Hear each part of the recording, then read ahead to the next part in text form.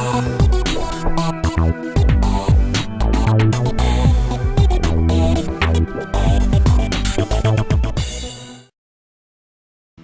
à tous, aujourd'hui on va vous présenter une expérience assez futuriste, la transmission d'énergie sans fil. On va essayer d'alimenter des appareils du quotidien, mais en se libérant du câble d'alimentation.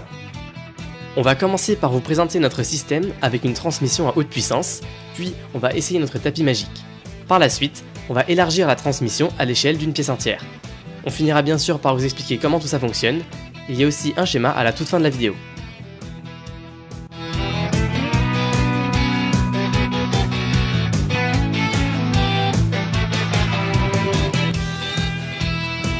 On met en marche l'alimentation. Notre petit système relié à cette bobine produit un puissant champ magnétique variable. Il ne suffit que d'approcher une seconde bobine reliée à une ampoule pour la voir s'allumer à distance.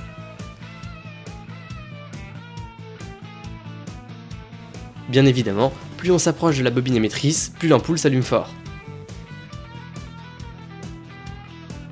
L'ampoule à incandescence brille encore lorsque les bobines sont espacées de 50 cm. À titre comparatif, dans les mêmes conditions que notre précédente tentative, on transmet 50 fois plus d'énergie et on en consomme moins sur secteur. Ce qui nous permet d'optimiser à ce point l'efficacité, c'est la résonance entre les deux bobines.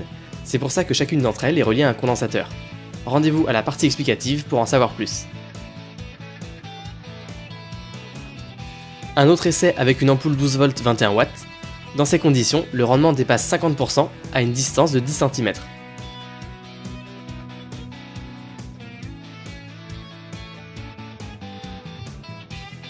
Pour alimenter un petit tube fluorescent, on utilise un transformateur sur ferrite, ce qui permet d'augmenter la tension au détriment du courant. Il faut se rapprocher pour déclencher le tube, mais il s'allume encore à plus de 50 cm.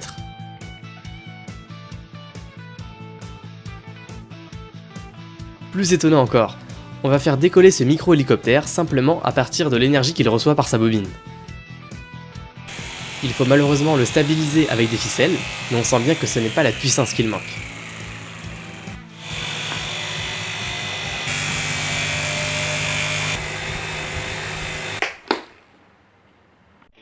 À présent, on va essayer notre tapis magique.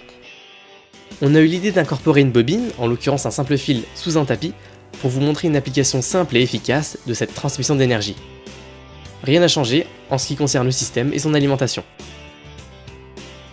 On a fabriqué plusieurs appareils compatibles avec le tapis magique. On va commencer avec un ventilateur. Au-dessous, on distingue une bobine couplée à un condensateur et un système pour obtenir un courant continu. Le ventilateur fonctionne n'importe où sur le tapis et même en hauteur jusqu'à 1 mètre.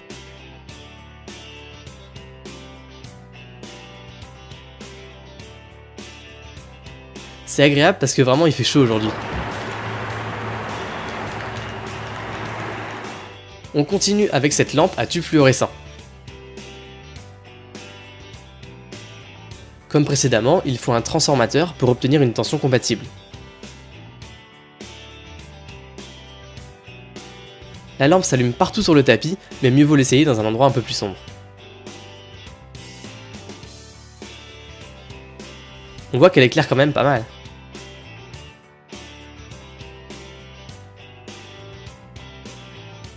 Voici un appareil encore plus sympa, c'est un chargeur multimédia. Il dispose d'une prise USB et d'une sortie micro USB pouvant délivrer un courant allant jusqu'à 1 A.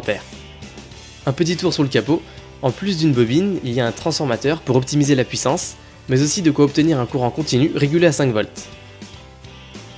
Il n'y a donc aucun risque pour les appareils. On branche un téléphone et il recharge.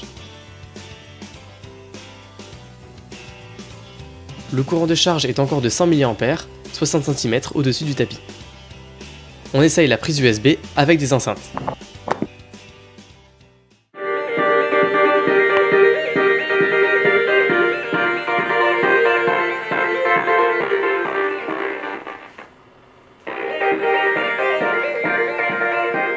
Tiens, si on en profitait pour charger le téléphone en même temps.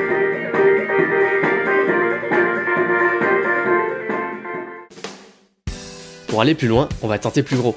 Voici le premier synthé pouvant être alimenté entièrement sans fil.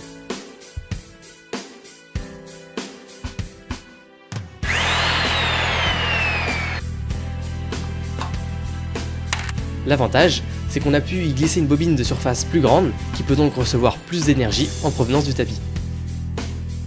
Les composants du récepteur sont les mêmes que pour le chargeur multimédia, à la différence que la tension est régulée à 12 volts.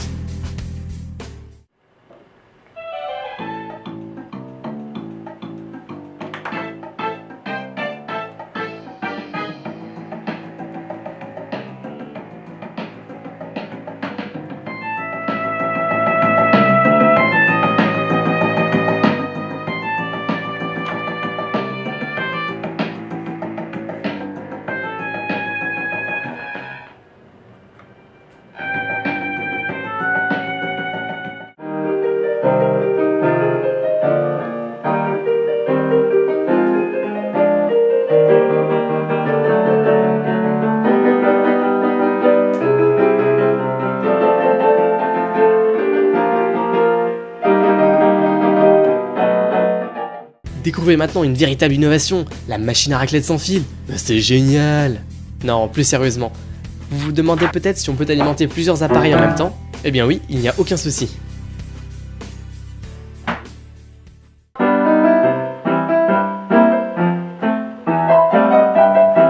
On peut même alimenter les appareils en dehors du tapis, à condition de rester à proximité.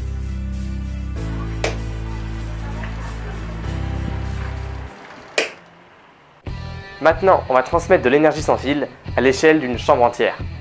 On a décidé d'agrandir encore la taille de la bobine émettrice. Elle recouvre une chambre entière puisqu'on l'a installée sous les plaintes. Une fois de plus, il n'y a aucun changement au niveau du système électronique.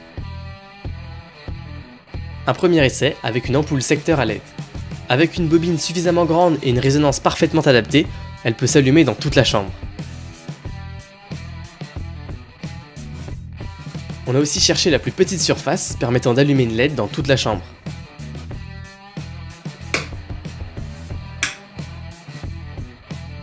C'est assez impressionnant, où qu'on aille, la LED s'allume du sol au plafond.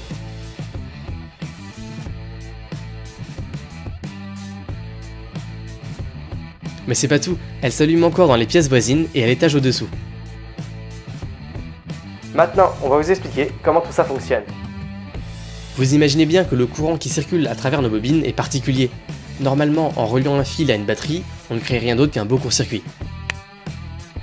C'est là que notre système électronique intervient. Il transforme le courant continu de l'alimentation 24 volts en un courant sinusoïdal d'une fréquence qui avoisine 100 kHz. Mais pourquoi donc?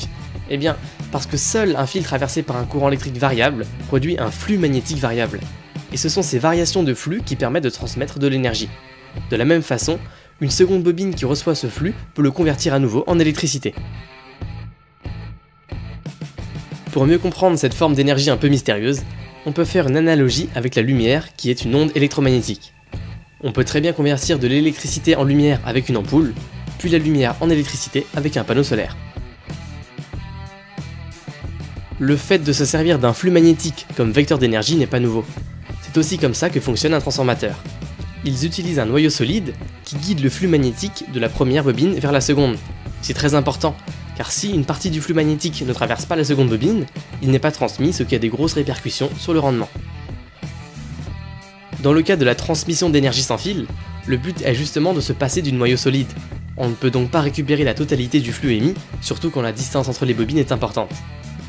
On transmet donc très peu d'énergie et on en consomme beaucoup. Heureusement, il existe un moyen de pallier le problème. On utilise la résonance.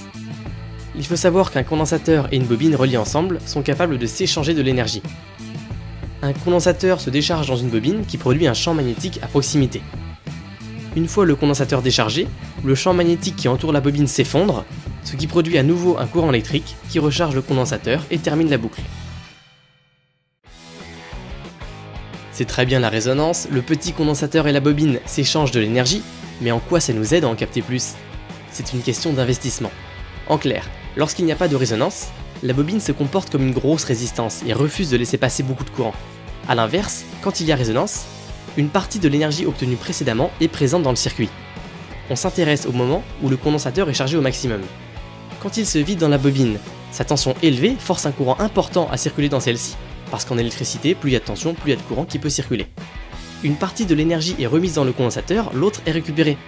Au final, on force donc la bobine à aspirer plus d'énergie à partir du flux magnétique que s'il n'y avait pas de résonance. La différence n'est vraiment pas négligeable. Sans résonance, l'ampoule s'allume à peine. Avec résonance, elle est à la limite de griller, il y a au moins un facteur 50. Pour obtenir cette résonance, vous l'avez compris, il suffit d'ajouter un condensateur en parallèle avec la bobine. Mais il y a une condition à respecter. Il faut que la fréquence de résonance du circuit soit la même que la fréquence du système émetteur, dans notre cas 100 kHz. Il faut donc adapter parfaitement la capacité avec un ou plusieurs condensateurs en fonction de l'inductance de la bobine et de la fréquence. Le simple fait d'écarter les deux spires de cette bobine modifie suffisamment son inductance pour désaccorder le circuit. Un autre exemple, notre micro-hélicoptère n'est pas accordé avec la fréquence du tapis, on récupère donc une puissance minable. Au niveau du système émetteur, le montage est capable d'entretenir une résonance entre la bobine et le condensateur. C'est une façon simple d'obtenir un courant sinusoïdal d'une fréquence qu'il faut accorder avec les récepteurs. En ce qui concerne le rendement, il n'est globalement pas très bon. Par contre, sur quelques centimètres et avec des bobines de même taille, on peut dépasser les 80%. Le problème, c'est que quand on double la distance entre les deux bobines, on reçoit 4 fois moins d'énergie, et quand la distance dépasse le diamètre de la bobine émettrice, le rendement n'est déjà plus très intéressant. Pour y remédier, on utilise une géométrie différente dans notre tapis magique. En effet, les appareils se trouvent à l'intérieur de l'émetteur. Or, quand on s'éloigne d'un bord de la bobine, on se rapproche d'un autre. Au final, la décroissance jusqu'au centre du tapis est beaucoup plus lente, quasiment linéaire, ce qui est nettement mieux. Le tapis consomme 2 A à vide et sa consommation augmente quand on ajoute des appareils pour monter jusqu'à 3 A. Seule cette surconsommation correspond à l'énergie que consomment les appareils. Le rendement est donc meilleur quand ils sont plus nombreux. Il avoisine les 30%. Cette transmission d'énergie sans fil est en plein essor. Vous savez sûrement que certains téléphones peuvent déjà être rechargés de cette façon. Par contre, cette méthode ne présente pas un grand intérêt puisque le téléphone doit être placé à un endroit précis, à la manière du chargeur de souris sans fil que l'on a fabriqué il y a quelques années. L'avantage avec notre tapis magique, c'est qu'on recharge les appareils compatibles dans toute une surface. On pourrait facilement le décliner en un bureau magique, capable de recharger tous les appareils que l'on pose dessus, avec en plus une certaine tolérance sur la hauteur. Là, ça deviendrait vraiment pratique.